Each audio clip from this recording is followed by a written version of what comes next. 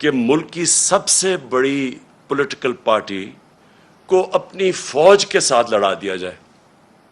یعنی ہمیں اور فوج کو ایک ایسا پیش کیا جائے کہ ہم ایک دوسرے کے کوئی مخالف ہیں, اور یہ ایک پلان کر کے کیا جا رہا ہے. میں صرف جو آپ سب دیکھ رہے ہیں, میں آپ کو یاد کرانا چاہتا ہوں کہ جب ہماری گورنمنٹ چل رہی تھی تو سب سے زیادہ تنقید جب آتی تھی ہندوستان سے میرے اوپر, تو وہ یہ کیا کہتے تھے کہ عمران خان فوجیوں کا, پاکستانی فوج لے کے آئی ہوا ہے, ان کا پتلا ہے. سب سے زیادہ یہ کرتے تھے, اور مسلسل ان کو تکلیف تھی کہ جی یہ فوج اور گورنمنٹ ایک ہی پیج پہ چل رہی ہے.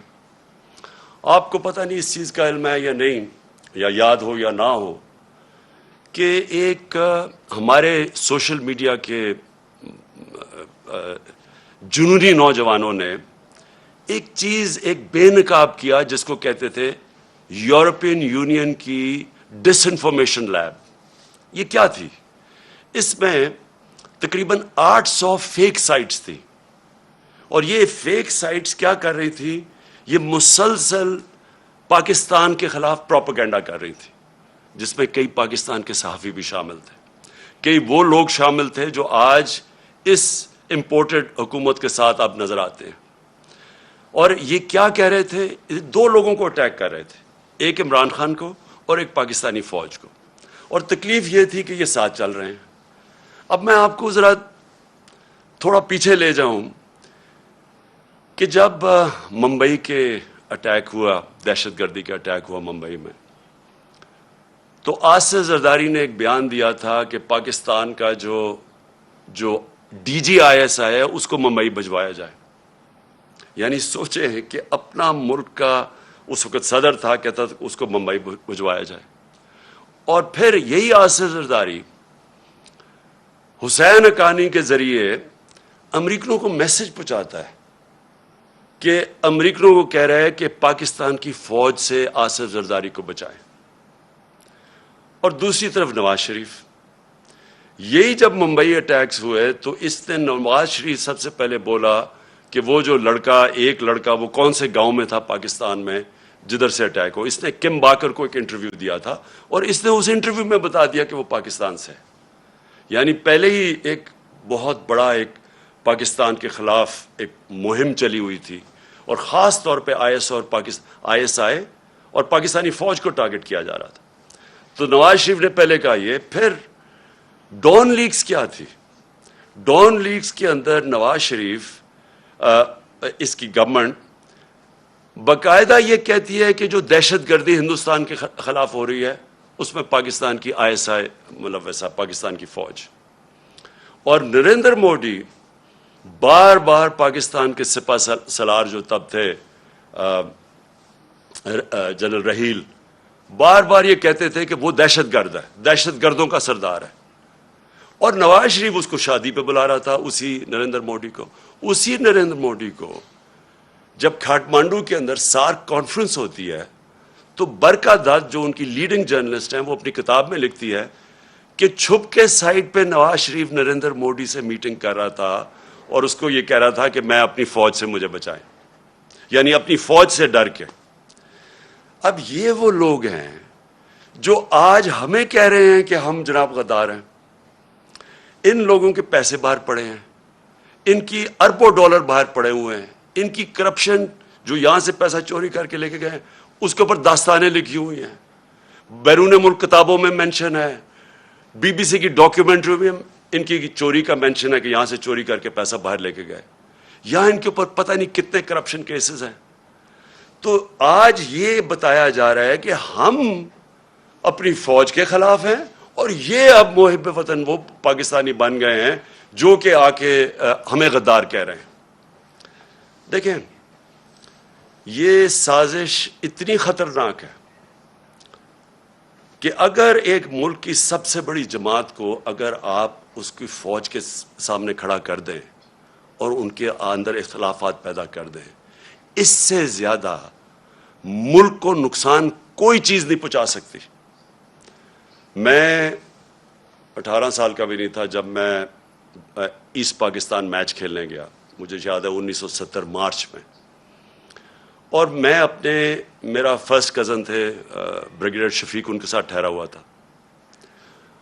تب مجھے پتا چلا کہ وہ کتنی نفرت اپنی فوج کے اندر اور وہ بنگلہ دیش کی جو سب سے بڑی جماعت ہے اس کے اندر پھیل چکی تھی. اور اس کے بعد ہم سب جانتے ہیں کہ ہمارا ملک ٹوٹا. ہمیں پتہ ہے کہ ہمارا ملک جب آپ ایک سب سے بڑی جماعت اور فوج کے بیچ میں جو ہوا، یہ پاکستان کی تاریخ کا سب سے افسوسناک واقعہ کہ ہمارا ملک ٹوٹ گیا. آج وہی کوشش کی جا رہی ہے. ایک پارٹی ہے پاکستان کے اندر جو پوری فیڈرل لیول کے اوپر پارٹی ہے، سارے صوبوں کے اندر پارٹی ہے، سب سے بڑا ووٹ بینک اس پارٹی کا ہے. وہ پارٹی اوپر سے لے کے گلگت سے لے کے قبائلی علاقے سے لے کے کوئٹہ سے لے کے کراچی، سندھ، پنجاب، سارے ملک میں آج وہ سب سے بڑی پاکستان کی پارٹی ہے. اور یہ سازش کی جا رہی ہے، اور سازش وہ لوگ کر رہے ہیں جو اس بیرونی سازش کا حصہ ہیں، کولیبریٹرز ہیں اور وہ سازش کیوں کر رہے ہیں؟ اب میں بتاؤں ہوا کیا. پہلے ہماری گورنمنٹ گرائی گئی، انہوں نے سمجھا کہ ختم ہو جائے گا. یہاں جب گورنمنٹ جاتی ہے لوگ مٹھائیاں بانٹتے ہیں، وہ پبلک سڑکوں کے اوپر آ گئی. پھر ہم نے ایک پرامن احتجاج کرنا تھا 25 مئی کو. انہوں نے وہ یعنی عوام کے خلاف جو ظلم کیا ہے، یعنی کبھی اس ملک کی تاریخ میں ایسی حرکتیں نہیں ہوئی. 2-2, 3 بجے لوگوں کے گھروں میں جا کے وہاں عورتوں نہ چادر نہ چار دیواری کی فکر، وہاں انہوں نے دہشت پھیلائی. کبھی ایسی دہشت نہیں پاکستان میں پھیلائی گئی. جس طرح کی شیلنگ کی فیملیز پہ، لوگوں پہ، یعنی جو انہوں نے کر سکتے تھے وہ ظلم کیا. اور اس کے پیچھے ایک ہی سوچ تھی کہ اس کو کرش کر دو پارٹی کو. ان کے ممی ڈیڈی ٹائپ لوگ ہیں، یہ جب ہم پورا زور لگائیں گے، ان کو ڈرائیں گے، یہ سارے گھروں میں بیٹھ جائیں گے. اس کے بعد آ گیا بائی الیکشن کمیشن پوری طرح ان کے ساتھ ملی ہوئی. اس نے ہر حربہ استعمال کیا ان کو جتانے کے لیے نون لیگ کو. ایڈمنسٹریشن ساری ان کے ساتھ ملی ہوئی. پوری انہوں نے کوشش کی وہ الیکشن، اور ان کو پورا اعتماد تھا کہ وہ الیکشن جیت جائیں گے. اس طرح کی پبلک نکلی کہ پاکستان کی تاریخ میں کبھی بائی الیکشن کیا، جنرل الیکشن میں اس طرح پبلک نہیں نکلی. اور سارے جو منصوبے تھے ان کے فیل ہو گئے، اور یہ ساری جماعتوں نے مل کے الیکشن لڑا اور وائپ آؤٹ ہو گئی پنجاب سے. اس کے بعد اور خوف مزید آ گیا ان کو. اور اب یہ جو مرحلہ جس میں ہم اب آ رہے ہیں، یہ اب وہ مرحلہ ہے. اب یہ کیا کوشش کر رہے ہیں؟ پہلے تو یہ جو سارا پوری کیمپین کی ہوئی ہے کہ کسی طرح ہماری اور فوج کے بیچ میں ہماری لڑائی شروع ہو جائے. دوسری چیز کہ انہوں نے اب پورا پلان بنایا ہوا ہے کہ ہمیں پارٹی کو توڑنے کا. پلان کا سب سے پہلی چیز آپ کے سامنے آ گیا الیکشن کمیشن نے، جو یہ فورن فنڈنگ کیس ہے. اب فورن فنڈنگ کیس کے اندر کچھ بھی نہیں ہے. یہ صرف یہ کہنے کی کوشش کر رہے ہیں کہ بیرون ملک پاکستانی جب وہ پیسہ بھیجتے ہیں تو وہ فورن فنڈنگ ہے. وہ پارٹی جس کی پاکستان کی تاریخ میں پہلی دفعہ جس نے ایک باقاعدہ پولیٹیکل فنڈ ریزنگ کی ہے، جس کا کوئی اس ملک کے اندر کوئی نہ کبھی کسی نے پہلے کی، اور نہ یہ وہ پارٹیز جن کے سربراہوں کو لوگ کرپٹ سمجھتے ہیں وہ کبھی فنڈ ریزنگ نہیں کر سکتی. تو وہ پارٹی جس نے پولیٹیکل فنڈ ریزنگ کی، جس پارٹی نے باقاعدہ 40,000 ڈونرز کے نام دیے ہوئے 2012 میں، 40,000 لوگ، وہ لوگ خود کال کر کے کہتے ہیں کہ ہاں ہم ڈونر ہیں. ان میں سے کئی لوگوں کو انہوں نے بتا دیا کہ جی کوئی فورن نیشنل وغیرہ، جو ان کو کئی پاکستانیوں کو بنا دیا کہ جی یہ تو غیر ملکی ہیں. وہ پارٹی جس نے فنڈ ریزنگ کی، جس کی ساری آڈٹ رپورٹس ہیں، جس کی ایک ایک چیز ہمارے سامنے ہم نے ان کو الیکشن کمیشن کو دی ہے، اس پارٹی کے اوپر سارا نزلہ گر رہا ہے. اور میں بار بار کہتا جا رہا ہوں کہ ہم 4-5 سال سے کہہ رہے ہیں، بلکہ عدالت بھی ان کو بیٹھی ہے کہ ان پارٹیز کی اکٹھی، اگر آپ نے آڈٹ کرنا ہے فنڈ ریزنگ تو اکٹھی کریں. میں صرف اس لیے کہہ رہا تھا میں کیوں چاہتا ہوں کہ اکٹھی ہو؟ کیونکہ مجھے پتا ہے ہم نے کیسا پیسہ اکٹھا کیا ہے. مجھے پتا ہے کہ ہم نے ایک کیونکہ لوگوں نے ہمیں پیسے دیے ہوئے تھے, ہم نے اپنی ساری آڈٹ رپورٹس, پوری ہماری بکس تیار ہے. مجھے اتنا بھی پتا ہے کہ ان دو پارٹیز کے پاس کچھ بھی نہیں ہے, نہ ان کے پاس کسی نے ان کو پیسے دیے آج تک, نہ کوئی پیسے دے گا ان کو, نہ ان کے پاس کوئی آڈٹ رپورٹس ہیں, نہ ان کے پاس کوئی بکس ہیں, نہ ان کے پاس کوئی ڈونر بیس ہے. یعنی کدھر سے پیسہ آیا ان کے پاس؟ یہی الیکشن کمیشن عدالت کے آرڈر کے باوجود انہوں نے صرف تحریک انصاف کو کٹہرے میں کھڑا کیا ہوا اور اتنی جھوٹی رپورٹ بنائی ہے, ایسی ایسی چیزیں اس رپورٹ میں لکھی ہیں جو جس دن میں چیلنج کرتا ہوں, جس دن اس کے اوپر صحیح معنی میں عدالت کے اندر یہ تفتیش ہوگی, میں یہ چیلنج کرتا ہوں کہ پاکستان میں یہ ثابت ہوگا کہ ایک پارٹی نے اس ملک کے اندر صحیح معنی میں پیسے اکٹھے کیے ہیں جو پولیٹیکل فنڈ ریزنگ ہوتی ہے. اور الیکشن کمیشن ان کے ساتھ مل کے کیا کوشش کر رہی ہے, وہ اس پارٹی کو جس نے سارے ایک ریکارڈز کر کے اور ساری پولیٹیکل فنڈ ریزنگ جو ہوتی ہے ساری دنیا میں وہ کی ہے, اس کو کوشش کر رہے ہیں بین کرنے کی.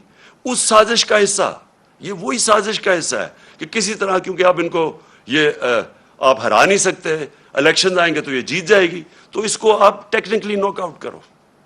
تو ایک وہ انہوں نے عارف نقوی کا نام لے لیا. 2012 میں صرف اپنی قوم کو بتانا چاہتا ہوں کہ پاکستان کا جو رائزنگ سٹار تھا, جو اس ملک میں سب سے تیزی سے انٹرنیشنل سین کے اوپر جو فائنینس کے تیزی سے اوپر جا رہا تھا, اس کا نام عارف نقوی تھا. اس نے کراچی الیکٹرک, ہم نے نہیں اس کو کراچی الیکٹرک کی پرائیویٹائزیشن کی, وہ ان دو پارٹیز کے دور میں وہ اس کو کراچی الیکٹرک کی اس کو دی گئی تھی پرائیویٹائزیشن میں, اور اس کی بل گیٹس اس کو پیسے اس کو انویسٹ کر رہا ہے اس کے فنڈ کے اندر, وہ پرنس چارلز کی چیریٹی کو پیسے دے رہا ہے. اور یہ الیکشن کمیشن کہہ رہی ہے ہم 2012 کی بات کر, کہتی تھی 2018 میں وہ فراڈ اس کے اوپر چارجز لگے. یعنی اس لیول پہ انہوں نے جا کے کوشش کی ہے کہ کسی طرح ہمیں ڈسکریڈٹ کرے, اور میرا نام لے دیا کہ جی اس نے سرٹیفکیٹ دیا ہوا ہے اور وہ اس نے کنسیل کیا اکاؤنٹس. میں آج آپ کو پھر سے کہہ دوں کہ سرٹیفکیٹ دینا ہمیشہ, جب آپ سرٹیفائی کرتے ہیں, وہ ایک پروسیس سے آپ کے پاس پہنچتی ہے. میں یہ نہیں, میں بکس نہیں پڑھ کے سرٹیفائی کرتا, وہ پہلے شروع ہوتا ہے نیچے سے, ہماری فائنینس ڈپارٹمنٹ کرتی ہے, وہ پھر بیٹھتی ہے آڈیٹرز کے ساتھ, ان کے ساتھ کتابیں ریکنسائل کرتی ہے, وہ پھر جاتی ہے پارٹی کی مینجمنٹ کمیٹی میں, وہ مینجمنٹ کمیٹی جب کلیئر کرتی ہے تو میرے پاس آتی ہے, تو میں دستخط ان کے کہنے پہ کہتا ہوں to the best of my ability. میں سرٹیفائی, میں نے وہ کتابیں نہیں دیکھی ہوتی, جبکہ میں اپنے جو اثاثے ڈکلیئر کرتا ہوں تو وہ میں ایفیڈیوٹ دیتا ہوں کیونکہ میں دیکھ کے کرتا ہوں. تو اس کے اوپر یہ کوشش کر رہے ہیں ڈسکوالیفائی کرنے کی. ایک یہ ان کا طریقہ ہے. دوسرا اب یہ توشہ خانہ کیس ہے. میں پھر اپنی قوم کے سامنے ایک اور چیز کہتا ہوں, ساروں کا جو اس ملک کے پرائم منسٹرز اور پریزیڈنٹ بنے ہیں, جو اس ملک کے اندر بڑے بڑے عہدوں پہ رہے ہیں, سب کو تحفے ملتے ہیں, آرمی چیف کو ملتے ہیں, سب کو ملتے ہیں. ساروں کو انویسٹیگیٹ کریں کہ کیا لیگلی جو بھی انہوں نے کام کیا ہے قانون کے دائرے میں کیا ہے یا کوئی چیز غیر قانونی کی ہے. میں آج پھر آپ کو کہتا ہوں, جس دن یہ ہوگا, ساری چیزیں میں نے قانون کے بیچ میں کی ہیں, اور مجھے پتا ہے کہ کن کو انہوں نے قانون کے دائرے میں نہیں رہ کے کی. آصف زرداری نے 3 گاڑیاں لی ہیں وہاں سے توشہ خانہ سے, جو کہ آپ نہیں لے سکتے. مجھے بھی ایک گاڑی ملی تھی, آپ گاڑی توشہ خانہ سے نہیں نکال سکتے. آصف زرداری نے 3 مہنگی گاڑیاں اور نواز شریف نے 1 لی ہے, اور یہ بالکل غیر قانونی ہے. تو میں یہ چاہتا ہوں کہ اس کے اوپر بھی آئے. یہ 2 چیزیں ہیں کوشش کر رہے ہیں مجھے ڈسکوالیفائی کرنے کی, اور ایک تیسری بھی چیز کر رہے ہیں, اور جس کی اب آپ کے سامنے یہ آنے والا ہے, اب یہ فیز آنے والا ہے. اب ان کی کوشش یہ ہے کہ کسی طرح عمران خان کی کردار کشی کی جائے, کیونکہ ایک طریقہ پارٹی کو ختم کرنے کا یا پارٹی کو ڈسکوالیفائی کرو وہ مشکل ہے. دوسرا ہے کہ عمران خان کے اوپر کردار کشی کرو اور کسی نہ کسی طرح پھنساؤ کسی کیس میں. اور کردار کشی کے لیے ان کو پتہ ہے کہ کون سے میڈیا ہاؤسز ان کے ساتھ پوری طرح تعاون کریں گے, اور جن کو ان کو شک تھا, یہ جو ARY کے اوپر انہوں نے ایکشن لیا ہے, مجھے یہ اسی پلان کا حصہ ہے کہ کوئی چینل جو میرا موقف رکھے گی اس کو بند کر دو, یوٹیوبرز جو میرا موقف رکھیں گے ان کے منہ بند کر دو، خوف اتنا پھیلا دو کہ کوئی میرا موقف ہی نہ رکھے، اور وہ جو چینلز ہیں جو کہ جن کے اوپر ہمیں پتہ ہے کہ پیسہ چلتا ہے، اور ان کو پوری طرح میری کردار کشی پہ استعمال کیا جائے. اور یہ ان کا پلان ہے. اب یہ پلان شروع ہو رہا ہے، یہ جو ARY سے ہوا ہے یہ اس پلان کا حصہ ہے. اور یہ ابھی یوٹیوبرز پہ آئیں گے، ابھی یہ سوشل میڈیا کے اوپر آئیں گے، کوشش کریں گے کہ پورا منہ بند کر دیا جائے اور پوری طرح ایک عمران خان کو پبلک کے اندر ذلیل کیا جائے. میں پھر اپنی قوم کے سامنے کہتا ہوں کہ دیکھیں، میرا یہ ایمان ہے کہ عزت صرف اللہ دیتا ہے، اور اللہ کی اجازت کے بغیر کوئی کسی کو ذلیل نہیں کر سکتا. تھوڑی دیر کے لیے آپ سب کو پاگل بنا سکتے ہیں. آج تک کوئی بھی ایسا پیدا نہیں ہوا جو سارا وقت سب کو پاگل بنا لے. مجھے صرف افسوس یہ ہے کہ یہ جو پروسیس کرنے اب جا رہے ہیں، یہ جس طرح کی اب سختی دکھا رہے ہیں، یہ جو ایک پورا ایک نیا کہ مسل دکھا کے تو اب ہم ان کو کرش کریں گے، لوگوں کو ڈرا دیں گے، دھمکا دیں گے، اب صرف ملک کا نقصان کر رہے ہیں. میں اپنی قوم کے سامنے کہہ رہا ہوں کہ یہ جو اب فیز آ رہا ہے ان کا، اس سے ہمارا ملک ڈیمیج ہوگا. ملک کا سوچنا چاہیے. یہ صرف ذاتی مفادات کے اوپر اور بیرونی جو چاہتے ہیں، جو وہ چاہتے ہیں کیا بیرونی کیا جنہوں نے ہماری گورنمنٹ گرائی، کیا وہ چاہتے ہیں مضبوط پاکستان؟ کیا وہ چاہتے ہیں کہ پاکستان ایک ملک بنے جو اپنے پیر پہ کھڑا ہو جائے؟ کیا وہ نہیں چاہتے کہ پاکستان لائف سپورٹ مشین پہ رہے، تھوڑے تھوڑے پیسے دیتے رہو ان کو، ان کی؟ اور یہ مجھے نہیں پتا کہ پاکستان کی ایئر سپیس استعمال ہوئی ہے یا نہیں، لیکن بیرونی اخبار، ویسٹرن اخبار آپ پڑھیں تو وہ سارے کہہ رہے ہیں کہ کوئی ڈیل ہوئی ہے پاکستان کے اوپر سے، وہ ڈرون جا کے اس نے افغانستان میں یہ ڈرون اٹیک کیا ہے. اگر ہم یہ کر رہے ہیں کہ جی تھوڑے سے پیسے مل جائیں گے اسے، میں پھر اپنی قوم کو کہنا چاہتا ہوں، دیکھیں ہم نے 80 کی دہائی میں پوری مدد کی، ٹھیک ہے اس وقت مجاہد تھے ہم، ہمارے ہمسائے ملک پہ کسی کا دوسرے ملک کا قبضہ تھا، لیکن ہم استعمال ہوئے. جیسے ہی وہ وہاں سے قبضہ ہٹا تو ہمارے اوپر سینکشنز لگ گئی تھیں. یہاں 50 لاکھ ریفیوجیز تھے پاکستان میں، یہاں کلیشنکوف اور ڈرگز آ گئی تھیں، یہاں سیکٹیرین گروپس، ملیٹنٹ گروپس آپس میں لڑنا شروع ہو گئے تھے. اس سے پہلے اور پاکستان تھا، افغان جہاد کے بعد پاکستان بدل چکا تھا. پھر ہم نے ان کی مدد کی، اور سب کو پتا ہے کہ جب وار آن ٹیرر میں دھمکی ملی اور ہم نے ان کی مدد کی، کیا ملا پاکستان کو؟ اس سے $20 ارب ملا. تو جو نقصان پاکستان کا ہوا، جو 80,000 لوگ ہمارے قربان کیے گئے، جو ہمارے فوجیوں نے شہادتیں دیں، تو کس لیے ہم نے کیا؟ ہمیں تب بھی یہی استعمال کیا گیا، دھمکی ملی، ہمارے میں ہمارے گھٹنے گوڑوں میں جان ہی نہیں تھی کہ کھڑے ہو کے ہم ایک خوددار قوم کی طرح ان کا فیس کرتے. ہم پھر جھک گئے اور بڑی بھاری قیمت قوم نے ادا کی اس کی. چھوٹی سے ایلیٹ ہے جن کو پیسے، وہ جو پیسہ آتا ہے وہ باہر بھجوا دیتے تھے، ان کے بینک اکاؤنٹس بڑھتے رہے، لیکن قوم کو تو نقصان ہوا. ابھی بھی مجھے خطرہ ہے کہ اگر ہم یہ تھوڑے سے ڈالرز کے لیے اس ایجنڈے کا حصہ بھی بن جائے، اور وہ اس ایجنڈے سے ہم پھر کسی کانفلکٹ میں پھنس جائیں، کسی قسم کے انتشار میں پھنس جائے ہمارا ملک، تو آخر میں ہمیں ماضی سے پتہ ہے کہ فائدہ تھوڑا ہوتا ہے، نقصان بہت زیادہ ہوتا ہے. اور ابھی بھی میں یہ آج ضرور کہنا چاہتا ہوں کہ یہ جو ہم دیکھ رہے ہیں TTP کی ایکٹیویٹیز پختونخوا میں، اور ہم دیکھ رہے ہیں انہوں نے ٹارگٹ کر رہے ہیں، میرے کئی تحریک انصاف کے وزیر اور میرے MPs مجھے بتا رہے ہیں کہ ان کو دھمکیاں آ رہی ہیں اب TTP کی طرف سے. میں اس کے اوپر بھی مجھے حیرت ہے کہ ان دنوں میں تو جب TTP ایکٹیو تھی تو وہ تو یہ کہتی تھی کہ جو امریکہ کے کولیبریٹرز ہیں ہم ان کے خلاف ہیں، اس لیے ہم اٹیک کر رہے ہیں. تو یہاں تو وہ گورنمنٹ ہے جو ایک آزاد پاکستان چاہتی ہے، تو اس کو کیوں ٹارگٹ کیا جا رہا ہے؟ مجھے اس میں بھی ایک سازش نظر آ رہی ہے. میں سمجھتا ہوں یہ بھی ایک سازش کے تحت گیم چل رہی ہے ہماری پارٹی کو کمزور کرنے کے لیے. اور وہ جو ایک بیرونی سازش وہ چاہتے ہیں کہ کمزور ہماری پارٹی جتنی کمزور ہو، اس کے بعد ان کے لیے آسان ہوگا ملک کو کنٹرول کرنا. تو میں اور پھر آتا ہوں شہباز گل کے اوپر.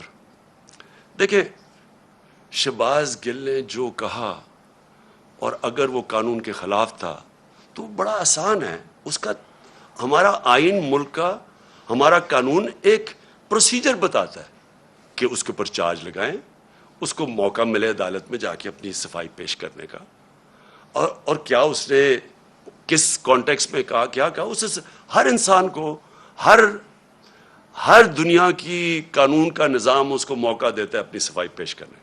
لیکن جو یہ ہوا, اس کی گاڑی کو شیشے توڑ دیے, اس کو جس طرح اٹھایا, اس کے ڈرائیور کو مارا گیا, پتہ ہی نہیں کدھر غائب ہو گیا وہ, ہم ڈھونڈتے پھر رہے ہیں, پتہ چلوا رہے ہیں کہ جی وہ کدھر جی گیا. یہ کون سے قانون اور آئین کے مطابق ہوا؟ اور میں اپنی پارٹی کی طرف سے واضح کر دوں, ہمارا کیونکہ پھر سے جینا مرنا اس ملک میں ہے. میرے کوئی بیرونی ملک کے ساتھ سے نہیں پڑے کہ میں جب مشکل پڑے تو باہر بھاگ جاؤں. میں نے تو جینا مرنا یہاں ہے, میرا تو کچھ نہیں باہر. ہماری طرح کے لوگوں کو زیادہ اس ملک کی فکر ہے, اور جس کو اس ملک کی فکر ہے وہ چاہتا ہے کہ اس کی فوج ملک کا ایک مضبوط ادارہ بنے. وہ کبھی نہیں چاہے گا کہ اس کا ملک کا ادارہ کمزور ہو.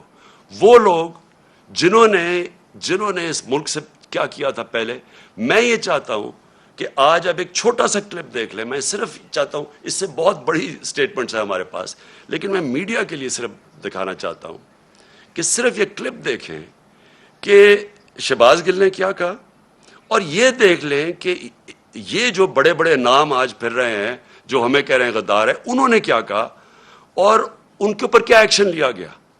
یعنی انہوں نے کیا کہا, کیا ایکشن لیا گیا, اور جو ایکشن لیا گیا شہباز گل کے اوپر, یہ ذرا دیکھیں. جنرل قمر جاوید باجوہ صاحب, آپ نے ہماری اچھی بھلی چلتی حکومت کو رخصت کروایا. ججوں سے زور زبردستی سے فیصلے آپ نے لکھوا کہ ملک توڑنے والے فوجی جرنیل, ان کی لاشوں کو پاکستان کے جھنڈوں میں لپیٹ کر ان کو دفنایا گیا. رکھو کراچی کے بہن بھائیوں, ایک یا دو افراد ادارہ نہیں ہوا کرتے. ایک یا دو افراد اداروں کی بدنامی کا باعث بنا کرتے ہیں, اور جب وہ ادارے کی آڑ لیتے ہیں تو اس میں پھر ادارے کے اوپر ناقابل تلافی نقصان ہوتا ہے.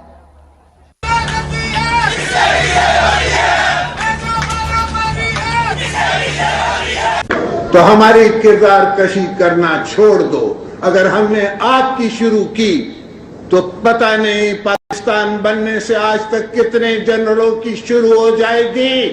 بیٹی بھائی وہ ایکیوزڈ ہیں, ان کی لسٹ لے کے جس طرح ہم نے پریس کانفرنس کی تو آپ کی اینٹ سے اینٹ بڑھ جائے گی. اسرائیل کے وظیفوں پہ پلنے والے جرنیلوں, ریٹائرڈ جرنیلوں, اپنے حدود میں رہو. کام کی ہڈیوں سے گوشت تک جو ہے انہوں نے نچوڑ لیا ہے اور اتار لیا ہے. ابھی نندن کی کیا بات کرتے ہیں. چیف آف آرمی اسٹاف تشریف لائے, پیر کانپ رہے تھے, پسینے ماتھے پہ تھے. شاہ محمود صاحب نے کہا کہ خدا کا واسطہ ہے اب اس کو واپس جانے دیں, چونکہ 9 بجے رات کو ہندوستان پاکستان پہ اٹیک کر رہا ہے. وہ کوئی ہندوستان نے اٹیک نہیں کرنا تھا, کچھ نہیں ہونا تھا, صرف گھٹنے ٹیک کے. اب تو میں چاہتا تھا کہ آپ خود یہ سن لیں, اس سے بہت زیادہ کلپس ہمارے پاس ہیں, اور میں اس لیے چاہتا تھا کہ آپ یہ سارے سن لیں کہ ان کے اگینسٹ کیوں کوئی ایکشن نہیں لیا گیا. یہ تو کلپس ابھی اویلیبل ہیں. کیا ان کے اوپر, اور ان کے اوپر تو ایکشن پہلے بھی لینا چاہیے. جو یہ سارا ڈان لیکس تھا اور جو میمو گیٹ تھا, کیا یہ لوگ آج ٹھیک ہیں؟ اور ہم وہ پارٹی جس نے آج تک صرف اپنا ملک کا سوچا ہے, جس نے اس ساری جو جد و جہد ہماری ہوئی ہے, آپ یقین کریں کہ اگر کوئی بھی, جس طرح ہم نے یہ مشکل وقت سے گزرے ہیں, جو ہمارے اوپر مشکلیں گزری ہیں, میں آج آپ کو کہتا ہوں کہ ہم نے ہر وقت صرف اور صرف پاکستان کا سوچا ہے. ہمارے پاس اس وقت اسٹریٹ پاور ہے, ہم سارے پاکستان کو بند کر سکتے ہیں. ہمیں صرف کہ ملک کے معاشی حالات آج ایسے ہیں کہ ہمیں اپنے ملک کی فکر کرنی چاہیے, اور اس لیے ہر چیز, مظاہرے بھی کرتے ہیں تو پرامن. صرف 25 مئی کو ہمارا پرامن مظاہرہ تھا جب انہوں نے ہمارے پر انتہا کا ظلم کیا. آج تک کوئی ایک بتایا کہ ہم نے اپنے ملک میں کوئی توڑ پھوڑ کی, کوئی ہم نے اپنے ملک کو نقصان پہنچانے کی کوشش کی. جبکہ یہ وہ لوگ ہیں جنہوں نے اور جو چیزیں چھوڑے, جو انہوں نے اس ملک کو لوٹ کے باہر پیسہ لے کے گئے ہیں, یہ کیسے محب وطن ہو گئے. تو میں آخر میں میں صرف یہ چاہتا ہوں کہ یہ جو کوششیں ہو رہی ہیں سازش کر کے ایک ملک کی سب سے بڑی جماعت کو توڑنے کی، ہمارے لوگوں کو توڑنے کی بھی کوشش کی جا رہی ہے، اور کہ الیکشن میں کسی طرح یہ اتنے کمزور ہو جائیں کہ جب یہ الیکشن ہو، اور الیکشن کی پلاننگ کر رہے ہیں کہ یہ اتنے کمزور ہو جائیں اور پھر نواز شریف آئے وہاں سے انگلینڈ سے، اور اس کے بعد کہیں کہ جی دیکھیں عمران خان کو بھی ڈسکوالیفائی ہو سکتا ہے اور وہ بھی ہو سکتا ہے، ہم دونوں کو ایک ملا دیں، اور اس کے بعد یہ پھر وہی اسی الیکشن کے ذریعے الیکشن کروائیں۔ یہ گیم ہے بیسکلی کہ کسی طرح ہمیں چھوٹا کر کے کٹ ٹو سائز کریں۔ میرا اگلا سوال یہ ہے، جو بھی یہ پلاننگ کر رہے ہیں کیا یہ پاکستان کے لیے بہتر ہے؟ کیا پاکستان اس میں سے اس دلدل سے نکلائے گا؟ پاکستان کو تو اس وقت سب سے زیادہ ضرورت پولیٹیکل سٹیبلٹی کی ہے، کہ ایک تکڑی گورنمنٹ آئے، سٹیبل گورنمنٹ عوام کی پاور سے، جو پھر اس ملک کو اس دلدل سے نکال سکے۔ کیا اس میں یہ جو پلان بن رہا ہے، کیا اس میں پاکستان میں پولیٹیکل سٹیبلٹی آ جائے گی؟ اور جو بھی یہ پلان بنا رہا ہے کیا اس کو اپنی ذات کا سوچ رہا ہے یا ملک کا سوچ رہا ہے؟ یہ صرف تھوڑے سے لوگ اپنی ذاتی مفادات کے لیے اس ملک کو ادھر لے کے جا رہے ہیں، اور مجھے افسوس سے کہنا پڑتا ہے کہ خدا نہ خواستہ یہ ادھر نہ چلا جائے کہ ہم سب کے لیے اس کو نکالنے کے لیے اپنی اور نیشنل سیکیورٹی کمپرومائز کر دیں۔ ابھی بھی مجھے خطرہ یہ ہے کہ ابھی بھی ہم کوئی ایسے فیصلے نہ کر لیں جس سے ہماری نیشنل سیکیورٹی کمپرومائز ہو۔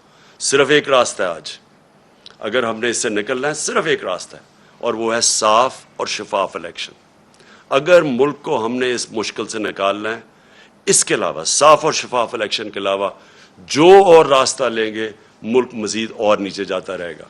جس طرح کی مہنگائی آج ہے، جس طرح کے لوگوں کے حالات ہیں، جس طرح کے بجلی کے بل ہیں، ہر چیز مہنگی، اور ابھی مزید اور مہنگی ہوگی کیونکہ ڈیویلیویشن جو ہوئی ہے، یہ ساروں سے عوام کے اوپر بوجھ بڑھتا جائے گا، اور پھر سے آخر میں صرف صاف اور شفاف الیکشن سے ہم اس سے نکل سکتے ہیں۔